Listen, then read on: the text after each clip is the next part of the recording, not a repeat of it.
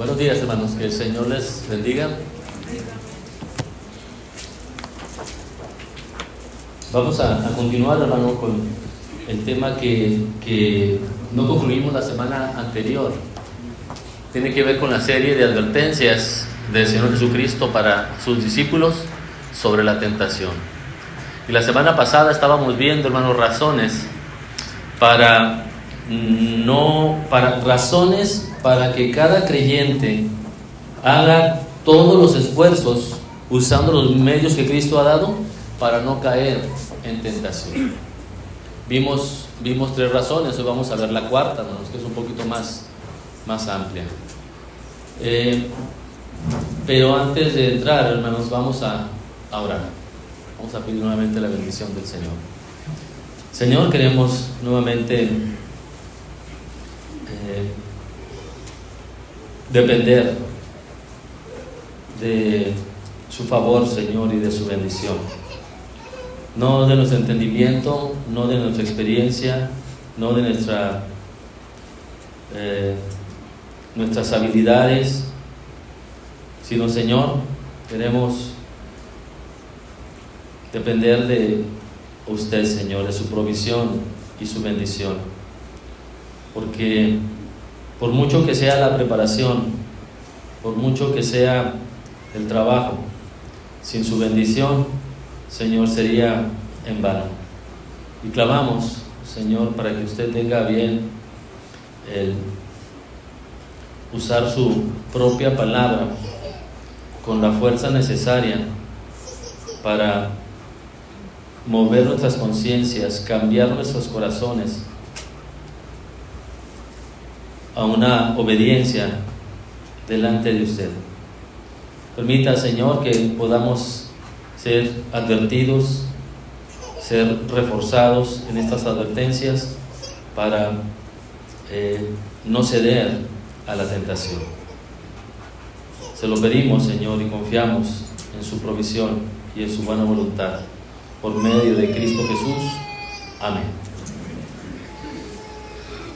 Bien, hermanos, la semana pasada, nada más para retomar, hermanos, y continuar, vimos la primera razón, que una razón para no caer en tentación es lo que el Señor Jesucristo nos dice en Mateo 6:13: Señor, no nos metas en tentación, mas líbranos del mal, líbranos de la tentación. ¿Quién es el único que nos puede librar? Cristo y solamente Cristo. Nada más. Él nos puede librar. No nuestra experiencia, no nuestro entrenamiento, ¿ya? No, nada de eso, hermanos. Solo la gracia del Señor. ¿Por qué a veces se nos olvidan las cosas? ¿Por qué a veces? Porque confiamos demasiado en nosotros mismos. ¿Por qué a veces suceden estas cosas? Porque confiamos en nosotros mismos y no constantemente del Señor. Hermanos, estamos tan habituados a ser tentados, estamos tan habituados que ni siquiera nos damos cuenta cuando somos tentados. A veces somos como un pez en el agua. Piensen ustedes, ¿el pez se da cuenta que está mojado?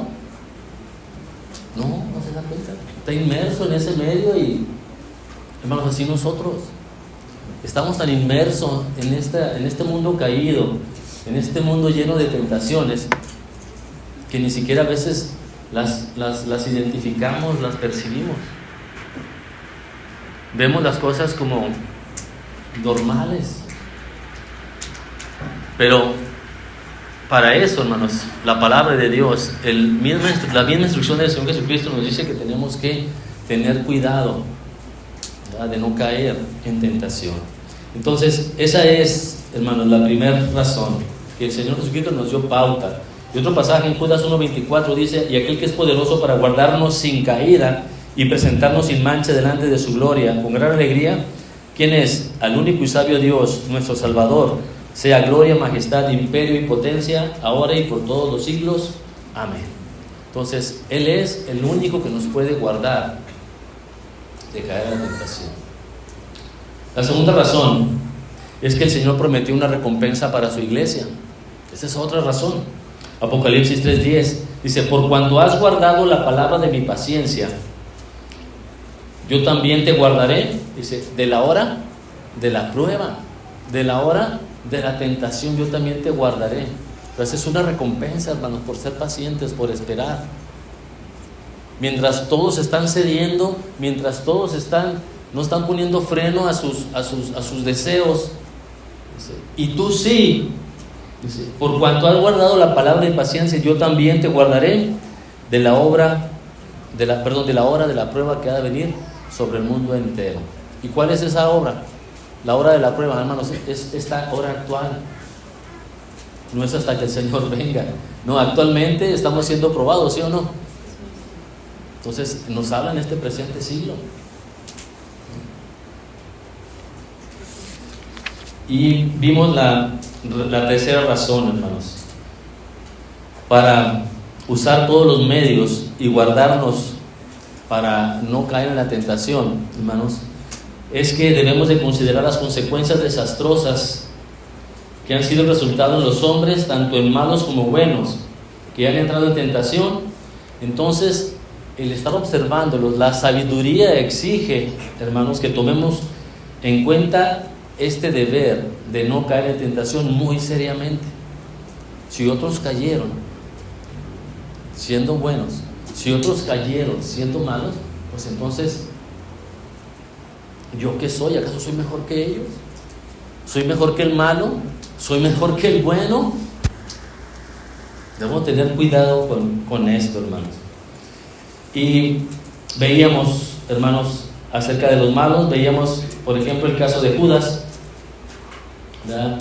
Que decíamos que siguió al Señor Jesucristo por 3 años, pero tan pronto como Judas entró en la tentación, cayó y nunca fue restaurado. Yo mencioné esto la semana pasada, que él no fue restaurado porque él no quiso ser restaurado. Estaba en la misma ciudad la persona a quien él había ofendido. Estaba a unas cuadras de la ciudad de Jerusalén la persona a quien lo había ofendido. ¿Qué tenía que hacer? Pues hacer lo que el Señor enseñó, ¿verdad? Ve y ponte a cuentas con tu hermano. Pero él no hizo. ¿Ya había escuchado eso Judas? La persona que había ofendido ahí estaba. ¿Quién era? El mismo Señor Jesucristo.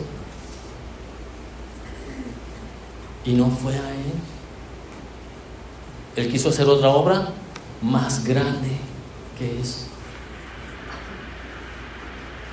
Es como cuando el esposo se porta mal con la esposa. Se portó mal, hizo algo grande y feo. ¿Y qué hace el esposo? Va y compra un oso de peluche más grande que encuentre y que pueda ver y que pueda caber en la casa. Va y lo compra y se lo da a la esposa ofendida. Pero nunca le pide perdón. La esposa no lo mandó a que se lo comprara. Pero él quiere hacer su propia obra grande, ¿sí se dan cuenta?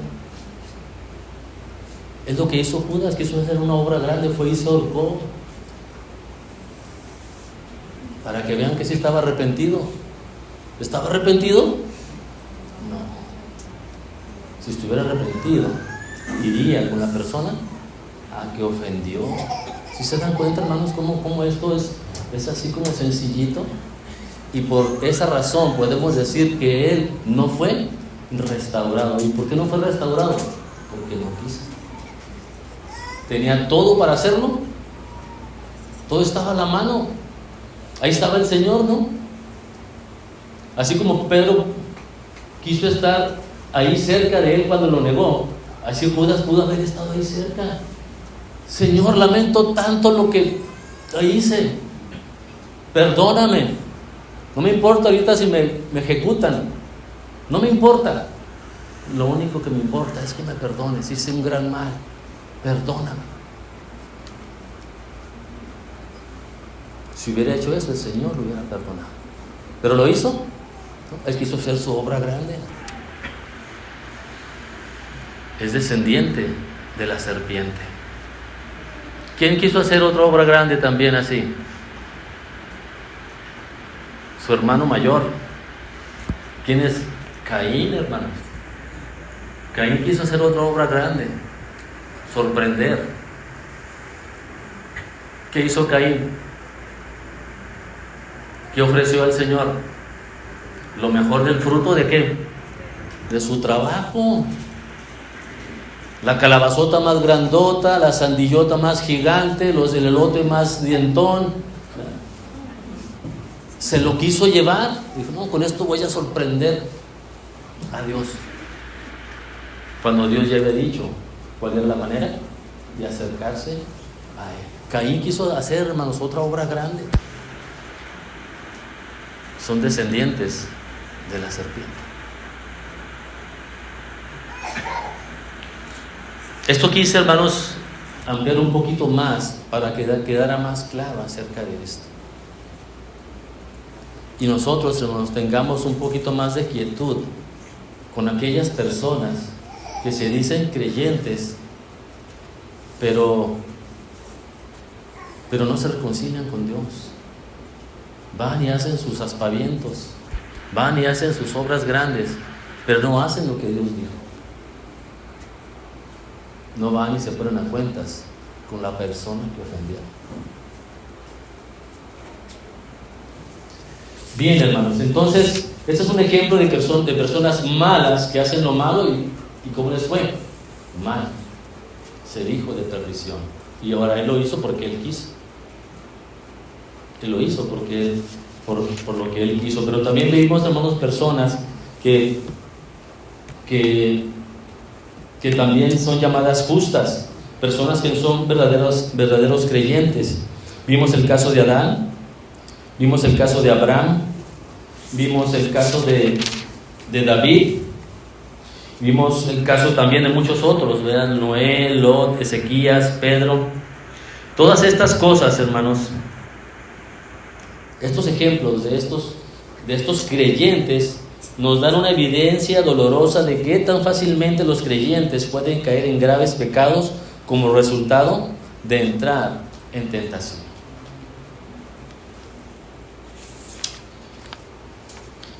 Y vemos ahora, hermanos, la siguiente razón, la cuarta razón. Es que si consideramos nuestra propia debilidad, hermanos, encontraremos bastantes razones para tomar muy en serio la necesidad de velar y orar. Considerar nuestra propia debilidad. ¿Por qué el creyente no ora? ¿Por qué el creyente no vela? Porque no está tan consciente de su debilidad. Quizás se da cuenta que es débil, pero poquillo o poquito. Pero no se da cuenta que lo débil que es. No se da cuenta, o sea, no está apercibido, no percibe, hermanos, su debilidad. Pero nuestra propia debilidad, hermanos, puede ser vista desde dos perspectivas. ¿Somos débiles? Sí. ¿Tenemos debilidades? Sí. Estas debilidades debemos verlas desde dos perspectivas. La primera, nosotros no tenemos ningún poder o fuerza propia para resistir a la hora de la tentación. Eso tenemos que tenerlo bien en claro, hermanos. Nosotros, en nosotros mismos, no tenemos, hermanos, ningún poder o fuerza propia para resistir a la hora de la tentación. La parte principal de la debilidad de cada hombre, hermanos, consiste en una vana confianza en nuestra propia fuerza. En eso consiste, hermanos.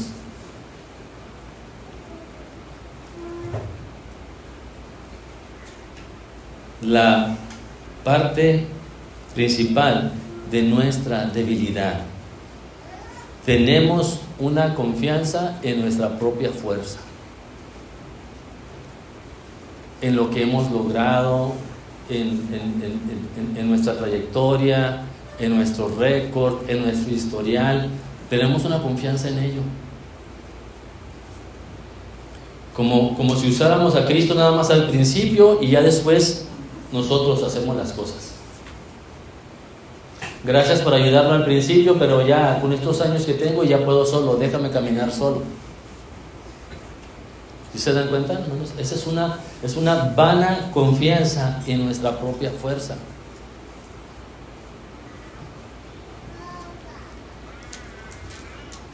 La confianza de Pedro, hermanos, en sí mismo, sin lugar a dudas, fue su debilidad.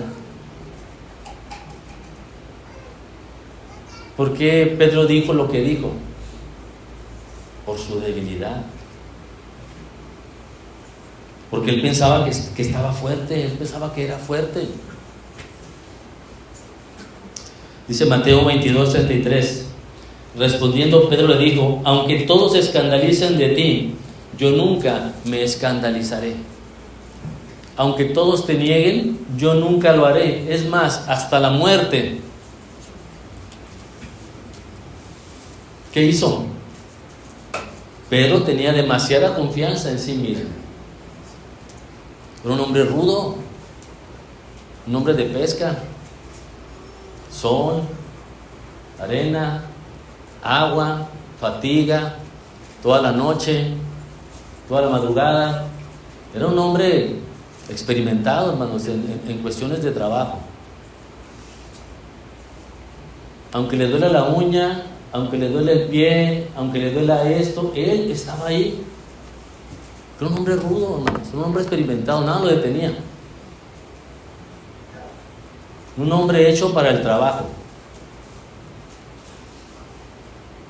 Mueve la cabeza, me tomo un jarabe, pero tengo que terminar esto, acomodé el lugar.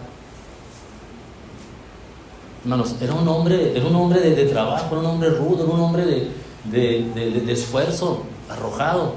Por eso decirle estas palabras. ¿Qué tenía? Confianza en sí mismo.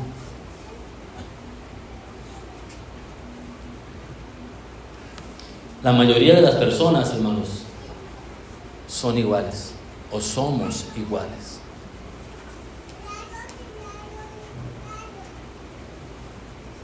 ¿Cómo, hermano? Demasiada confianza en nosotros mismos. ¿Cómo era Pedro? Intemperante, quería hacer las cosas rápido. Quítate, mejor lo hago yo. Así era Pedro.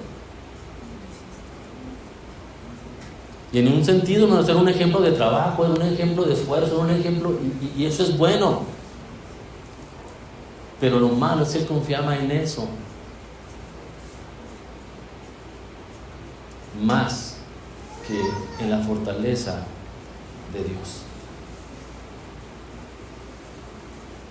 Si esto continuaba así, hermanos, Pedro estaría llevando su apostolado en sus propias fuerzas y no iba a poder. Y desde un principio el Señor le demostró que no iba a poder en sus propias fuerzas. Tenía que ser una constante dependencia del Espíritu del Señor. Así que, hermanos, cualquier cosa que pensemos que somos capaces de hacer, nunca lo hacemos tal como deberíamos hacerlo. Siempre nos vamos a quedar cortos o escasos. Lo hubiera hecho mejor. Me hubiera levantado más temprano. Me hubiera hecho esto así. Hubiera hecho esto así. ¿Por qué, hermanos? Porque, hermanos, somos débiles.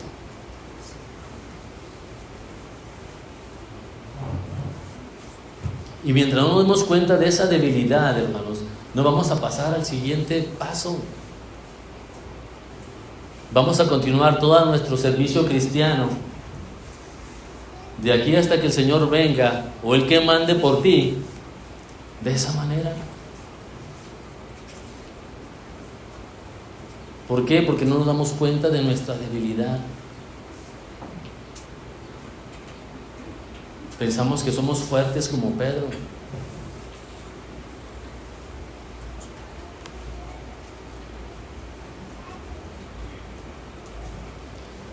Y lo que es peor, hermanos, los deseos pecaminosos, como un traidor en nuestros corazones, están dispuestos a entregarnos al enemigo. Eso es lo peor. Nuestros deseos, hermanos, desordenados, son como un traidor dentro de nosotros que están dispuestos a entregarnos a las tentaciones. Y no podemos nosotros, hermanos, ser ajenos a eso, o no me hables de eso, o no quiero saber de eso, hermanos, porque eso está ahí. Y debemos de enfrentarlo y debemos de manejarlo.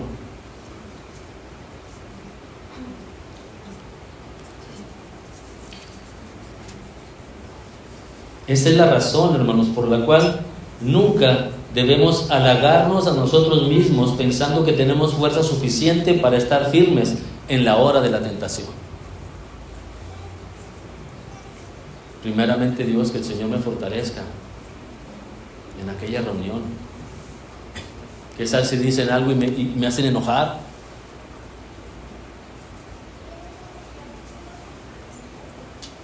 No, pero yo voy confiando en mí mismo.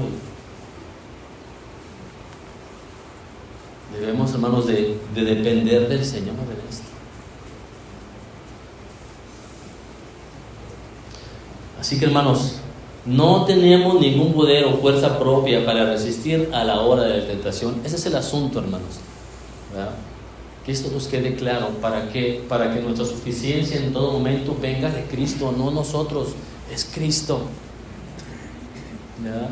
Y va teniendo sentido esos pasajes que dice que Él pone en nosotros el querer como el hacer por su buena voluntad. ¿Por qué resistimos? Porque Él puso en nosotros el ser pacientes, en esperar, en apartarnos, en no responder, en guardar silencio. Él lo hizo. Porque si no, ya la gloria sería para nosotros y no para aquel que la logró, que la hizo.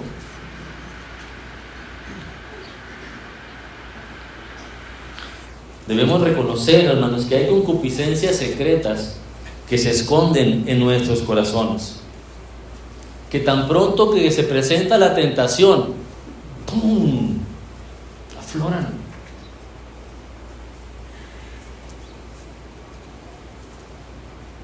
Se levantan, se alborotan, gritan, nos inquietan y nos seducen, y no se dan por vencidas en tanto o sean muertas o sean satisfechas. Eso es lo que se hace, hermanos, con un deseo pecaminoso. O se mata o se satisface. ¿Qué vas a hacer? O se mata o se satisface.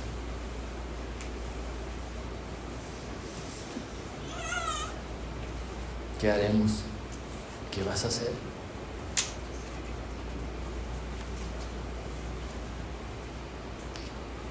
Podemos pensar, hermanos, orgullosamente que hay ciertas cosas que jamás haríamos. No, yo nunca haría eso. Yo eso jamás. Eso dijo Pedro, ¿no?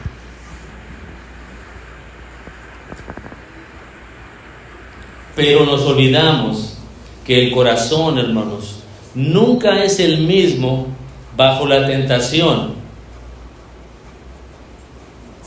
como lo fue antes de que entráramos a ella. ¿Cómo estaba nuestro corazón antes de entrar en la tentación? Quieto, ¿no? Tranquilo. Nada me inquietaba, nada me gritaba, el corazón no me estaba palpitando fuerte. Pero cuando entramos en tentación, grita. Hay gritos, hermanos, del traidor dentro de nosotros. Que quiere salir, que quiere ser satisfecho, que tiene hambre. A ese no hay que darle de comer, que se muera de hambre. que se muera de hambre. Aunque grite, aunque llore. Qué bueno que los niños no tienen conciencia, si no, me estarían haciendo así, ¿ya? Porque es lo que hacen los niños, ¿no? Gritan y lloran para que les den. ¿Ya? Qué bueno que ellos no tienen conciencia ahorita, si no eran los primeros que estuvieran ahorita en contra de estas palabras. Pero, hermanos, eso es lo que deberíamos hacer, hermanos, cuando nuestros deseos, hermanos, están gritando dentro de nosotros, esos deseos desordenados. Tenemos que matarlos de hambre. No tenemos que alimentarlos, no tenemos que satisfacerlos.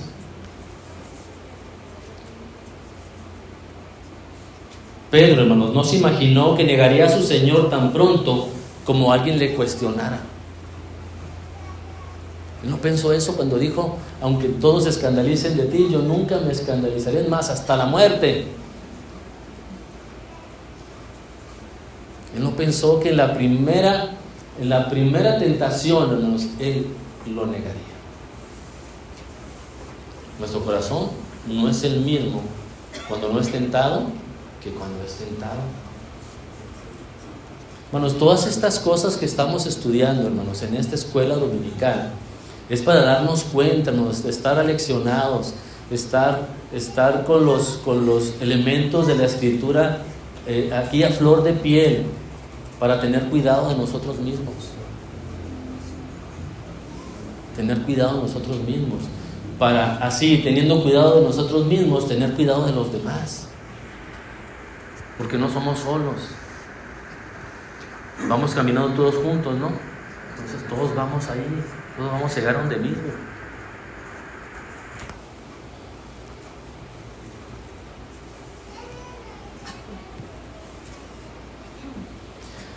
¿Por qué, hermanos? Porque cuando la hora de la tentación llega, todas las buenas resoluciones fueron olvidadas.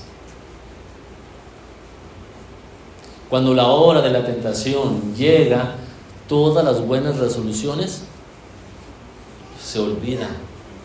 Aunque todos se escandalicen, yo no me escandalizaré. Conozcamos a él andaba también. Yo no conozco al tal. ¿Qué pasó con su resolución? ¿No estaba resuelto a ir hasta la muerte?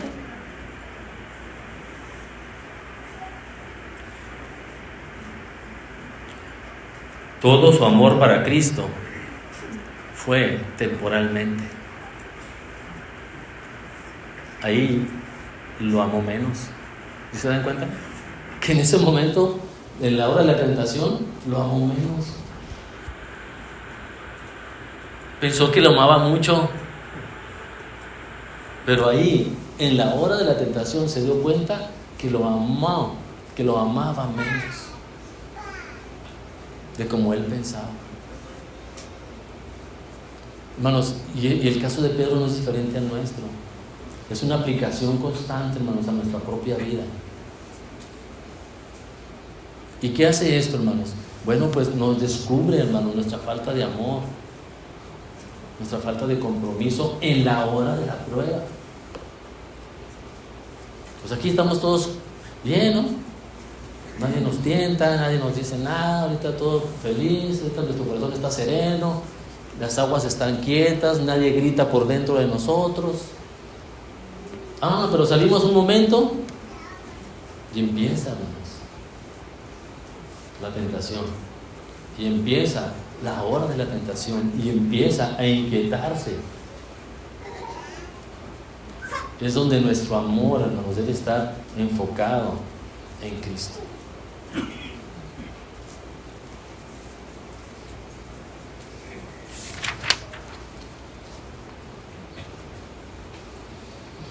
Cuando la hora de la tentación llegó a Pedro, hermanos, todas sus buenas resoluciones fueron olvidadas. Todo su amor para Cristo fue temporalmente sepultado.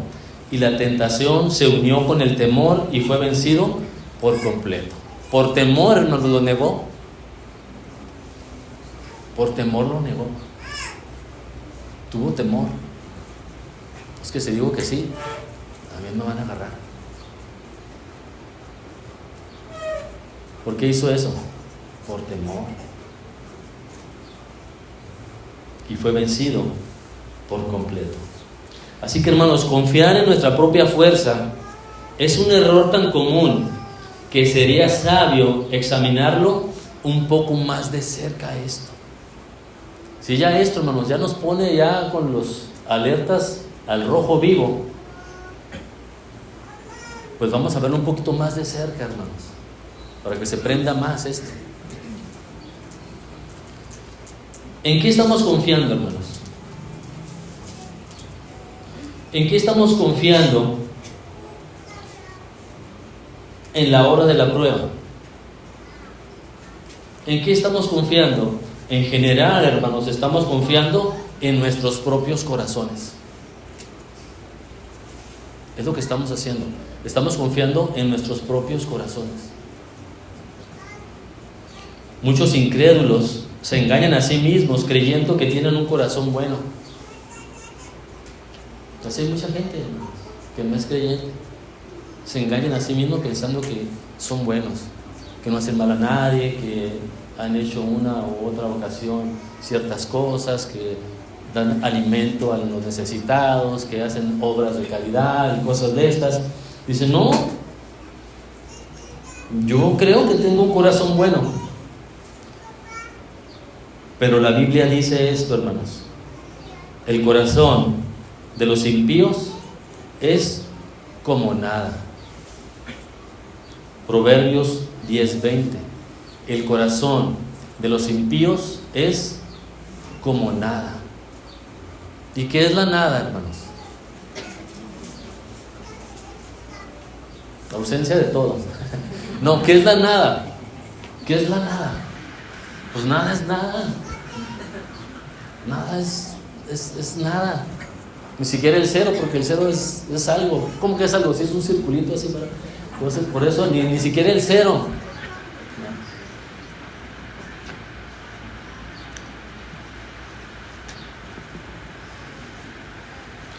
El corazón es como nada, hermanos. ¿Y la tentación a dónde llega? Al corazón. Y el corazón es como nada. Entonces estamos ahí haciendo este hilado, ¿no? A través de la escritura de estas verdades, para no estar confiando en nuestro propio corazón. Porque sí checaron ese pasaje, ¿verdad? El corazón de los impíos es como nada, Proverbios 10:20. ¿Sí? ¿Ya lo ubicaron? ¿Ya lo vieron? ¿Ya nos convenció la palabra de Dios de eso? Es como nada el corazón, el de los impíos. Bueno, pues es en contra del corazón que la tentación pelea. Por eso el impío, hermanos, todas las pierde. Todas las pierde. Todas. ¿Por qué? Porque el corazón del impío es como nada.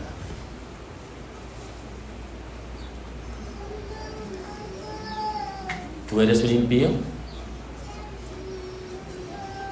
¿Siempre pierdes todos? ¿Ya te estás dando cuenta por qué? Porque tu corazón es como nada.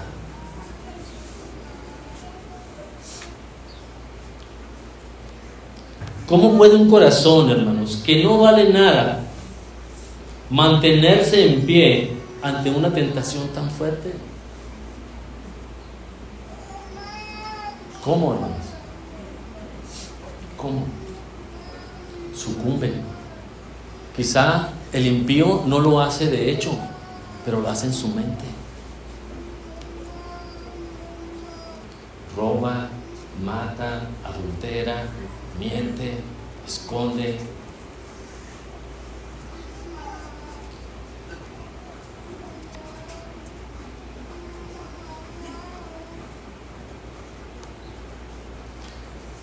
Esto es con respecto al impío, hermanos. Su corazón es como nada. ¿Cómo puede mantenerse en una tentación? Algo que es nada, pues no se puede, hermanos. No se puede.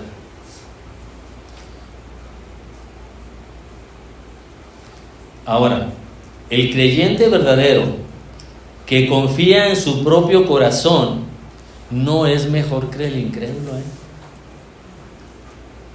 El creyente verdadero que confía en su propio corazón no es mejor que el incrédulo. También su corazón es condenado.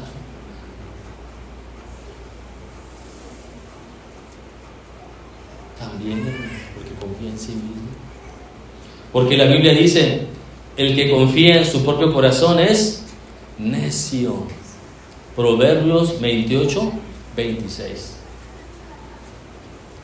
Proverbios 28, 26. Hermanos, vemos cómo estos proverbios tan sencillos, tan cortos, nos enseñan mucho de nuestra condición.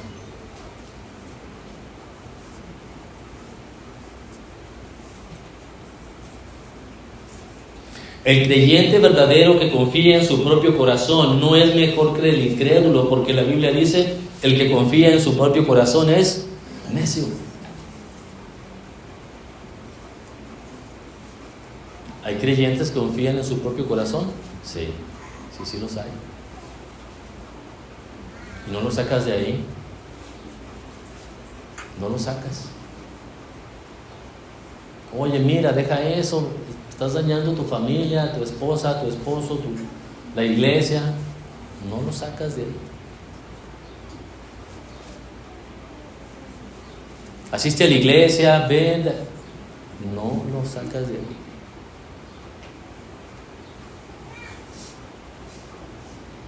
¿Cómo es su corazón?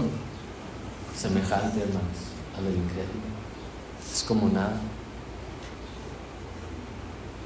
Pedro, hermanos, era un creyente verdadero, pero resultó ser un necio cuando confió en su propio corazón.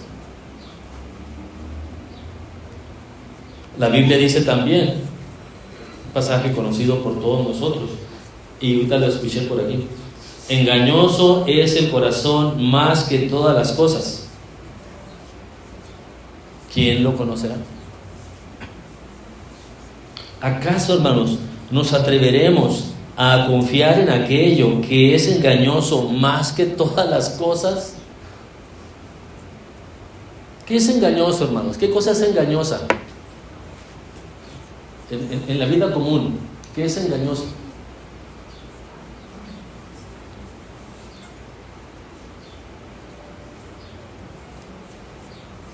Pues no sé si va a llover, no sé si hay nubes. Puede que sí, puede que no. No, sí va a llover. No, pero no llueve o no. Entonces, más que todas las cosas, hermanos, que en esta vida son engañosas, así es el corazón. Más que todas las cosas. ¿Y quién lo dice, hermanos? ¿A quién se le ocurrió esto? Dios, hermanos. Nos lo dejó delegado. Dios, hermanos, nos lo dejó para nuestra instrucción. Dios, así como Dios quiso decir esto, Dios mandó escribir lo que Él quiso que se quedara escrito. Y así lo escribió Jeremías. Así lo escribió. Más que todas las cosas.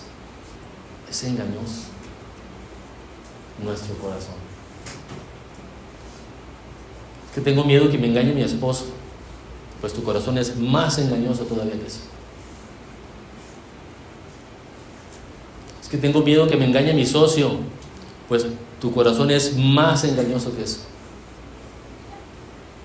Es que tengo miedo que me engañen mis empleados. Pues tu corazón es más engañoso que eso. Tengo miedo que me engañen mis alumnos, a los maestros de aquí. Pues tu corazón es más engañoso que todas las cosas que se nos puedan ocurrir, hermanos. Hasta ese grado. ¿Y por qué el Señor le dio tanta énfasis a esto? Porque es el mismo énfasis que nosotros debemos tener en nuestro propio corazón. Y esto, hermanos, nos va a guardar a hablar lo que tenemos que hablar, a no hablar lo que no tenemos que hablar, a hacer lo que tenemos que hacer. Esto nos va, hermanos, a poner vallado, a poner un barandal para no salirnos de ahí, del camino que va hacia arriba.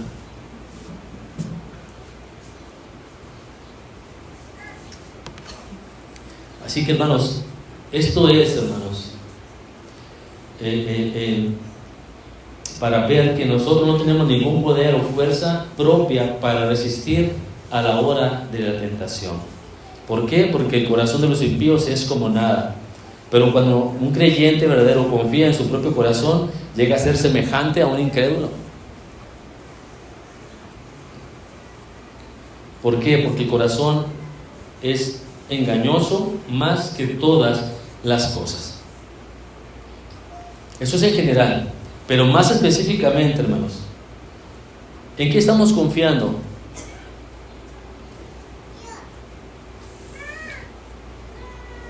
Cuando decimos que confiamos en nuestros propios corazones, específicamente estamos confiando en nuestro corazón, pensando que tenemos una motivación suficientemente fuerte como para no ser vencido por la tentación. Tenemos una motivación más fuerte que depender de Cristo, como para no ser vencido por la tentación. ¿Y cuáles son esas motivaciones o esos motivos suficientemente más fuertes para no ceder a la tentación? Pensemos en algunos ejemplos: el amor al prestigio, el amor al honor, el amor al prestigio, el amor al honor. Hay personas que quieren guardar su reputación, hacen cosas malas, pero quieren guardar su reputación delante de los demás, sobornando.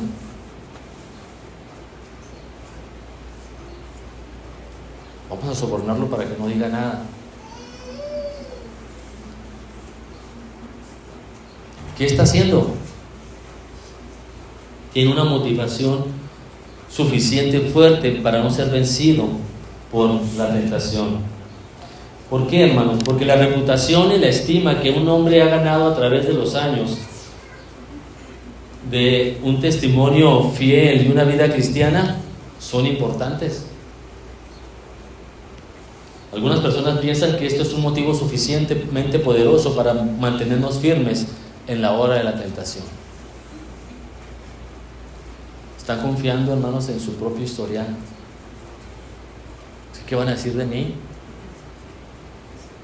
Los hermanos.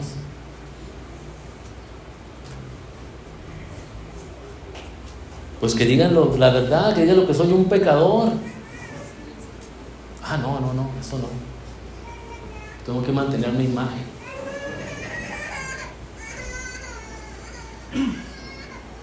Estas personas, hermanos, piensan que preferirían morir 1000 muertes que sacrificar la reputación que han ganado en la iglesia de Dios. Prefieren eso, hermanos, que perder la reputación que han ganado en la iglesia de Dios.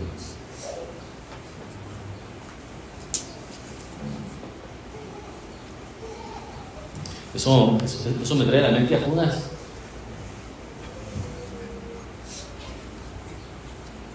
Prefirió suicidarse.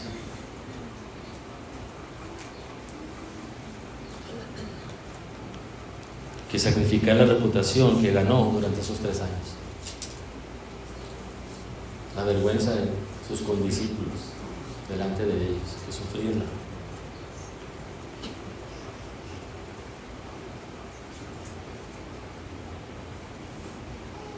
Pero esto, hermanos, no es un motivo suficientemente fuerte para guardar a una persona de caer en pecado. No lo es, hermanos, no lo es. Esto no pudo guardar a Judas, esto no pudo guardar a Himeneo ni a Fileto. ¿Qué no nos pudo guardar? El mantener su historial, su testimonio a través de los años. Dice 2 Timoteo 2, 17 y 18: y su palabra carcomerá como gangrena, de los cuales son Himeneo y Fileto, que se desviaron de la verdad, diciendo que la resurrección ya se efectuó, y trastornan la fe de algunos. ¿Qué hicieron ellos, hermanos? Se apartaron de la fe.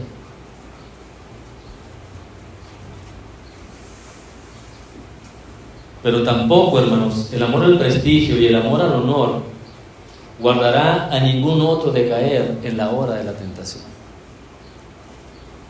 Porque solamente Cristo, hermanos, nos puede socorrer en la hora de la tentación. Pero también, hermanos, esas motivaciones suficientemente fuertes, no solamente es el amor al prestigio y al honor, sino también el temor de la vergüenza, el temor de la pérdida o el temor al reproche. Estos a veces son cosas suficientemente fuertes para evitarnos caer en tentación. Las personas, ¿verdad?, creen que estos son motivos suficientemente fuertes para que nos eviten caer en tentación. Por temor no lo hagan. Algunas personas confían en que el mero temor de que puedan traer vergüenza y reproches sobre sí mismos o sobre la causa de Cristo es un incentivo suficientemente fuerte para estar firmes en la hora de la tentación. No, es que esto yo no lo hago por la iglesia, o esto no lo hago por mis hijos, o esto no lo hago por esto, o esto no lo hago por lo otro. O sea, ellos son su motivación.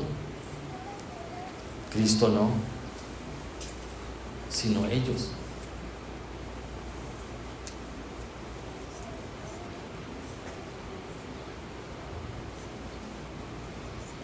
Aunque estas cosas, hermanos, pueden solamente tener aplicación a las tentaciones que incluyen pecados abiertos o visibles, pero este temor a la vergüenza no tiene poder para frenar los pecados ocultos. No tiene poder para frenar los pecados ocultos. El temor a la vergüenza, el amor al prestigio, el amor al honor, el temor a la pérdida o el temor al reproche, hermanos, puede ayudarnos a mantener ciertas formas externas de no caer a la tentación. Pero estas cosas, hermanos, no tienen poder para frenar los pecados ocultos. Aquellos que dependen de esta motivación en el día de la tentación descubrirán que no tienen el poder que ellos se imaginaban y sucumben en la hora de la tentación. Nos recuerden que estamos tratando nuestra vida antes de caer en pecado. Recuerden los pasos. Primero somos tentados, pero como esa tentación no sufre efecto, entonces esa tentación viene más fuerte, y que esa es la hora de la tentación. Cuando estamos en esos pasos, estamos en riesgo, pero todavía no se comete el pecado. El tercer paso, hermanos, es, después de entrar en la tentación, es caer en la tentación. Entonces estamos, hermanos, hablando de 2 pasos atrás de eso. Estamos anticipados en el tiempo. Estamos adelantados, hermanos. De eso se trata, hermanos, esta escuela dominical. De darnos cuenta en la posición, en el tiempo en que estamos, de cometer un pecado. Estamos 2 pasos atrás. Tenemos ventaja. Tenemos ventaja, hermanos. Vamos a aprovecharla. Pero volviendo, hermanos, a este punto, hermanos, de motivaciones suficientemente fuertes para no ser vencidos en la tentación, también otro es el temor de una conciencia inquieta y el temor del infierno. El temor de una conciencia inquieta y el temor del infierno. El temor de una conciencia herida y del infierno son pensamientos que nos ayudarán si fuéramos a considerarlos frecuentemente. Sin embargo, hermanos, estos temores, una conciencia inquieta y un temor al infierno, estos temores en sí mismos no son ninguna garantía de que estaremos firmes en la hora de la tentación. Hay cuando menos 3 razones por las cuales estas consideraciones fallan en preservarnos. Es que yo no quiero ir al infierno, tengo temor, por eso no lo voy a hacer esta cosa. Por eso no voy a caer en tentación, porque tengo miedo de ir al infierno. Este es el punto que estamos tratando. En primer lugar, algunas veces la paz de conciencia que una persona quiere conservar no es más que una falsa paz. A veces las personas buscan solamente un alivio de conciencia.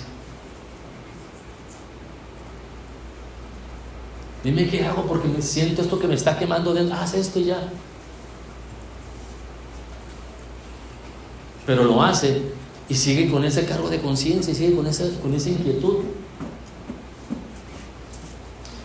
Después que David, hermanos, hubo pecado con Betsabé, y antes de que el profeta Natán viniera, David, ¿cómo estaba?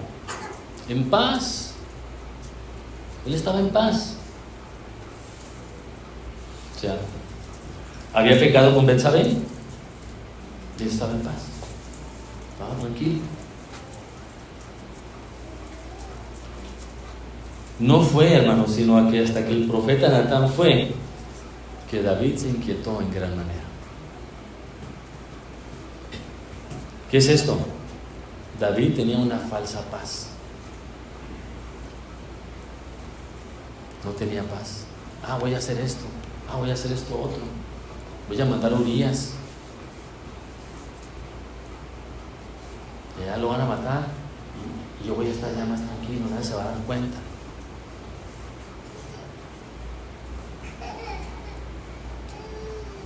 El hijo que espera a Betsabé van a decir que es de él.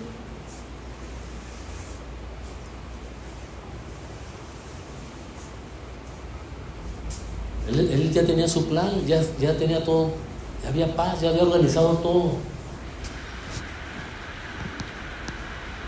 Dice, ya arreglé las cosas, ya acomodé para que mi pecado no se vea. Pero no fue aquí hasta Natán, se acercó a él, ya no hubo paz. Aún peor, hermanos, muchos incrédulos piensan que tienen la paz con Dios, pero esta es igualmente una falsa paz. ¿Y estás seguro tú que cuando el Señor te llame a cuentas, vas a ir al cielo? No, pues yo pienso que sí, que me he portado bien. He hecho unas cositas ahí malas, pero pues no trascendentes. Piensan, tienen esa falsa paz. Tal como la falsa paz, hermanos, resultará inútil para el día del juicio, igualmente es inútil esa falsa paz para el día de la tentación. El día del juicio, hermanos, esa falsa paz no va a ayudar para nada.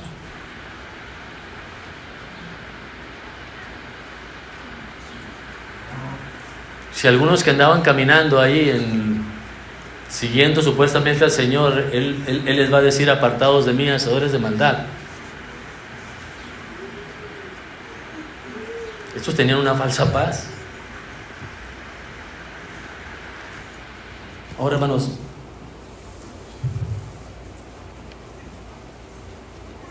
¿quién es más exagerado? ¿El Señor que les dice eso?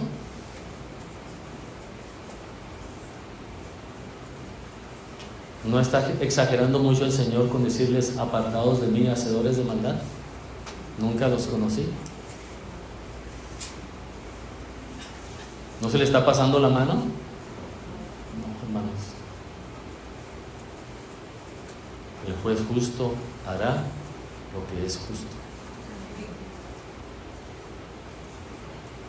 Entonces el Señor toma esas decisiones tan extremistas y tan fuertes. ¿Por qué nos asombramos nosotros cuando somos desafiados, hermanos, por la palabra de Dios?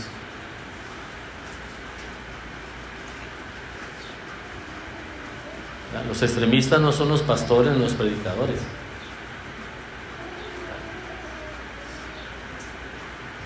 El Señor es el que lo es.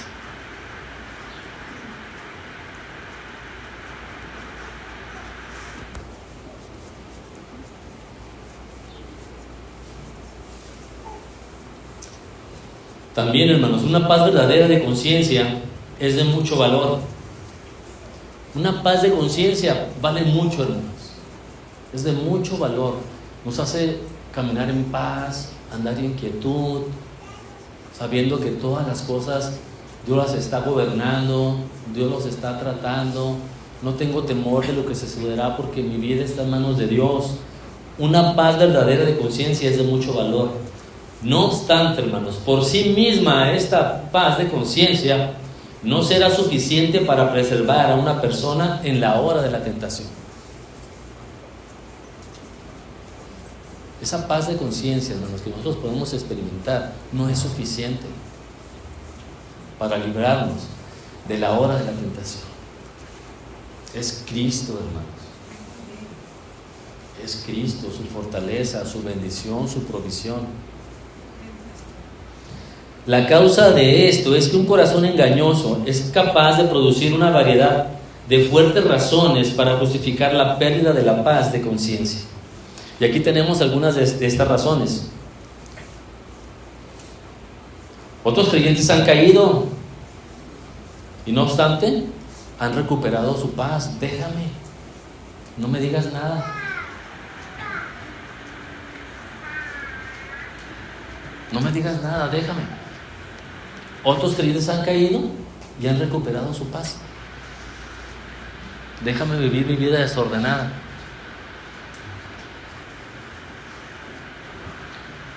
O otro pensamiento: si pierdo mi paz, la puedo recuperar.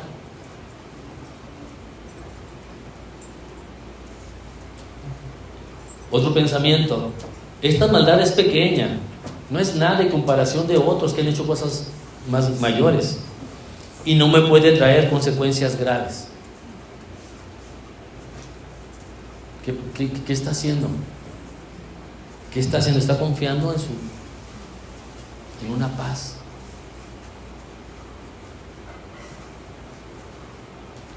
Pero cuando la hora de la tentación llega, hermanos, estos y otros argumentos semejantes muy pronto cansarán al alma hasta que esté dispuesta a perder su paz. El alma se va a cansar. No puede resistir tanto, hermanos. Estar en tanto pecado y en tanto pecado, o sea, no puede resistir. Hay tanta tentación envuelta, no puede resistir tanto. Va a tronar, va a ceder, hermanos.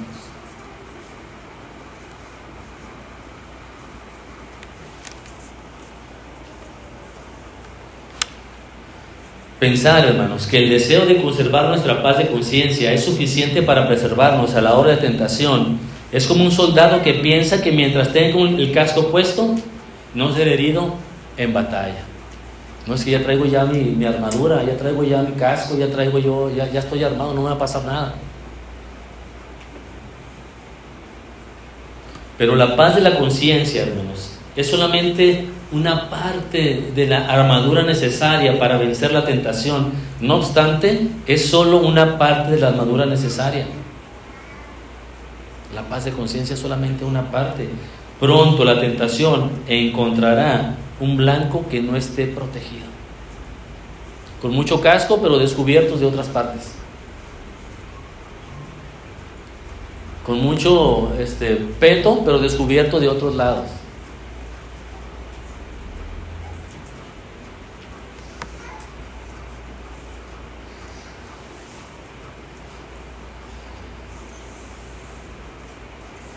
Y veremos, hermanos, finalmente que no debemos confiar, hermanos, en estas consideraciones para no caer en la tentación, en estos razonamientos. La última es la maldad de pecar contra Dios. La maldad de pecar contra Dios. Usted puede tener una conciencia vívida de la maldad de pecar contra Dios. Eso es malo. No andar haciendo eso. Es consciente que eso no se debe de hacer. Y eso, hermanos, parece ser una fuerte protección contra la hora de la tentación. ¿Cómo puedo pecar contra Dios? ¿Cómo puedo pecar contra el Dios de mi salvación? ¿Cómo puedo herir a mi Salvador Cristo Jesús que murió por mí?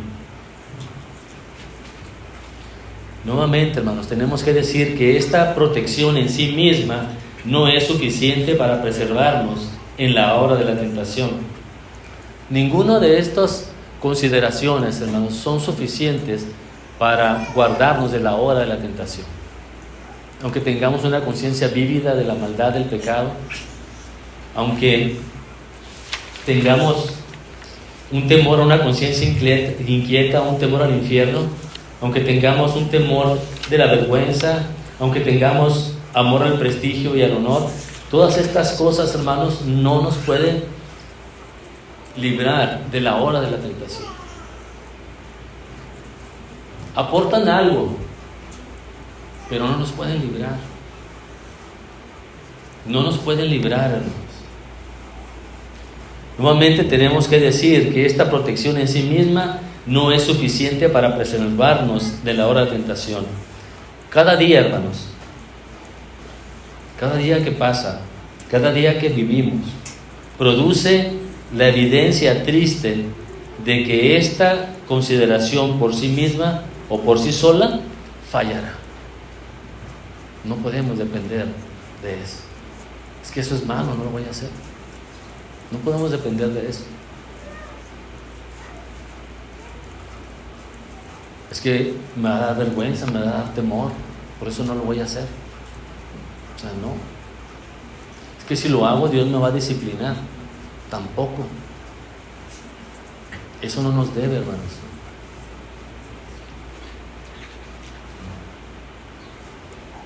Cada vez, hermanos, que un hijo de Dios cae en pecado,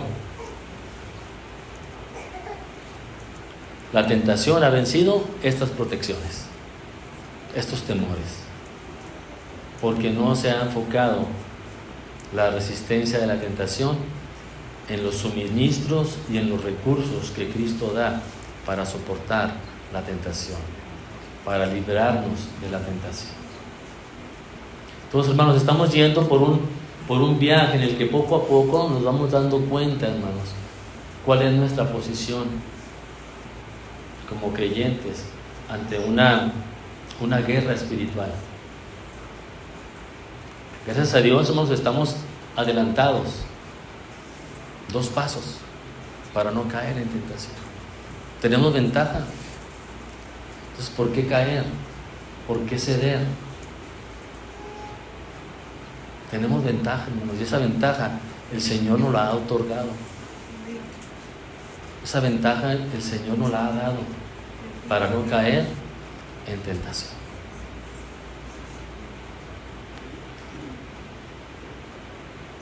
¿Preguntas, hermanos?